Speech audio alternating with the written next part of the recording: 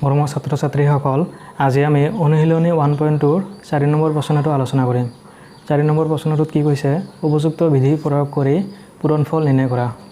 আমি পূৰণৰ কেইটামান বিধি পাইছিলোঁ, হয়নে? সেই পূৰণৰ বিধি প্ৰয়োগ কৰি আমাৰ পূৰণফল নিৰ্ণয় কৰিব লাগে। আমাৰ পূৰণৰ বিধিকেইটা কি কি আছিল? এটা হ'ল ক্ৰম বিনিময় বিধি, এটা হ'ল সহযোগ বিধি আৰু এটা হ'ল বিতৰণ বিধি। এই বিধিকেইটা প্ৰয়োগ কৰি আমি কি কৰিম?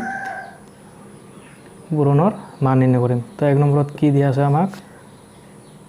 125 পূৰণ -54 পূৰণ 8, হয়নে? তো এইটো পূৰণত আমি কি বিধি প্ৰয়োগ কৰিম? ক্ৰম বিনিময় বিধি প্ৰয়োগ কৰিম।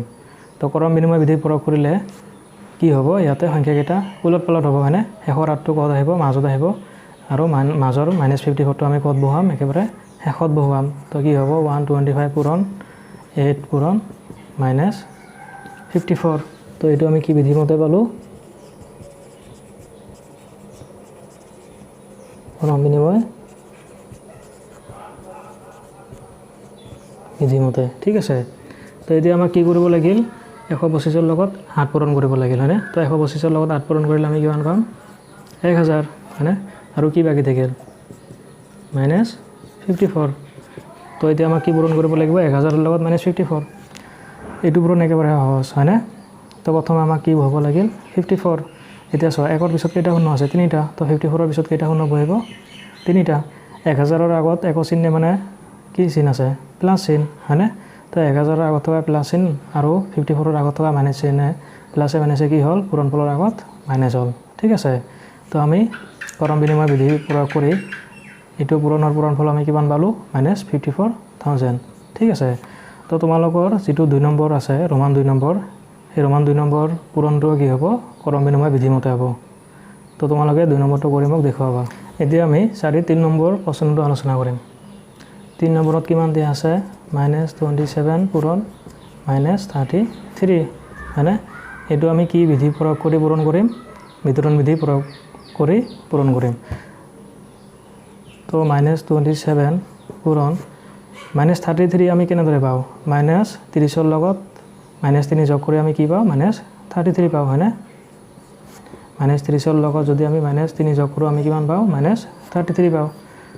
তো বিতৰণ বিধি মতে প্ৰয়োগ কৰিলে আমাক প্ৰথমে কি কৰিব লাগিব? -27ৰ লগত -30টো পূৰণ কৰিব লাগিব, হয়নে? -27ৰ লগত -30টো পূৰণ কৰিব লাগিব। তাৰপিছত এই যোগ চিনটো আমি ইয়াতে বহাম, ঠিক আছে। এতিয়া আমাক কি কৰিব লাগিব? এই -27ৰ লগত এই -3টো পূৰণ কৰিব লাগিব, ঠিক আছে। এতিয়া আমাক কি পূৰণ কৰিব লাগিল? -27ৰ লগত -30। তো কি ছাইডত আমি এইটো পূৰণ দেখুৱাই দিম। 27ৰ লগত আমি 30 পূৰণ কৰিম, ঠিক আছে। 0ৰ লগত 7 পূৰণ কৰিলে কিমান হ'ব? 0, হয়নে? এতিয়া আৰু আমাক 0ৰ পূৰণ কৰাৰ দৰকাৰ নাই। তো 3ৰ লগত 7 পূৰণ কৰিলে 21, বাকী কিমান থাকিল? হাতত 2, 3 2 গুণ 6 আৰু 2 8। তো 27ৰ লগত 30 পূৰণ কৰি আমি কিমান পালোঁ? 8 10, হয়নে? এতিয়া 27ৰ আগত কি চিন আছে? মাইনাছ, আৰু 30ৰ আগত কি চিন আছে? মাইনাছ। তো মাইনাছে কি হ'ল? প্লাছ। তো প্লাছ চিনটো আমাক দেখুৱাৰ দৰকাৰ নাই, হয়নে? এতিয়া আমাৰ এই চিনটো প্লাছ চিনটো ইয়াতে বহিব।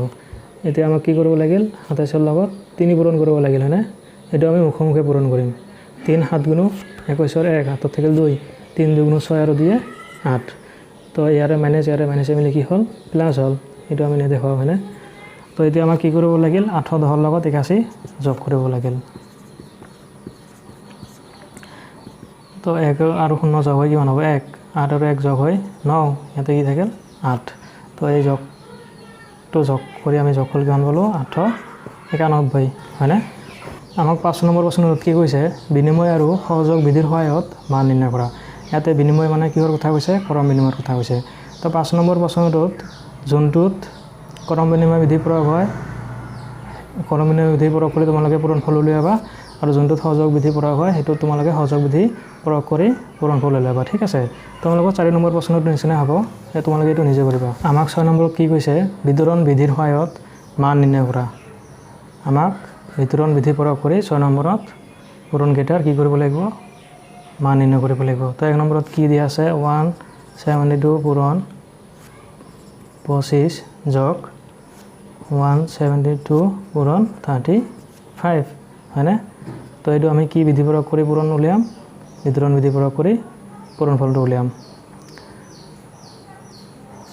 তো চোৱা ইয়াতে এই দুটা পূৰণত কি আছে 172 আছে ইয়াতে হয়নে আৰু এই দুটা পূৰণত কি আছে 172 আছে তো আমি প্ৰথমে কি বহাম 172 ঠিক আছে তাৰপিছত আমি কি দিম পূৰণ চিন দিম এবাৰ আমি কি বহাম ব্ৰেকেট হ'ব তো এই দুটা পূৰণৰ পৰা আমি 172 বহাইছো হয়নে এতিয়া ইয়াতে কিমান থাকিল 25 তাৰপিছত কি বহিব এই যোগ চিনটো ইয়াতে বহিব আকৌ এই দুটা পূৰণৰ পৰা আমি 172 লৈছো হয়নে ইয়াতে কি থাকিল এতিয়া 35 তো আমি কি বহাম ইয়াতে 35 তো আমাক প্ৰথমে এতিয়া কি কৰিব লাগিল ব্ৰেকেটৰ কাম কৰিব লাগিল হয়নে তো 172 পূৰণ 25 আৰু 35 যোগ হৈ কিমান হ'ব 5 5 যোগ কৰিলে 10 আৰু 0 হাতত থাকিলে 1 3 আৰু 2 যোগ কৰিলে 5 আৰু হাতে থাকে 6 তো এতিয়া আমাক কি কৰিব লাগিল 172 ৰ লগত 60 পূৰণ কৰিব লাগিল তো 172 ৰ লগত 60 পূৰণ নকৰি আমি কি কৰিম 172 ৰ লগত 6 পূৰণ কৰিম ঠিক আছে 6 দুগুণ 12 হাতত থাকিলে 1 6 7 গুণ 42 হাতত থাকে 3 43 3 হাতত কিমান বাকি থাকিলে এতিয়া 4 6 গুণ 6 4 10 তো 172 ৰ লগত 6 পূৰণ কৰি আমি কিমান পালো 1032 এতিয়া 6 ৰ পিছত এটা শূন্য আছিল না নাই গতিকে 1032 ৰ পিছত আমি কি বহাম এটা শূন্য বহাম তো 172 ৰ লগত 60 পূৰণ কৰি আমি কিমান পালো 10320 ঠিক আছে নেক্সট ক্লাছত আমি অখণ্ড সংখ্যাৰ হৰণৰ বিষয়ে আলোচনা কৰিম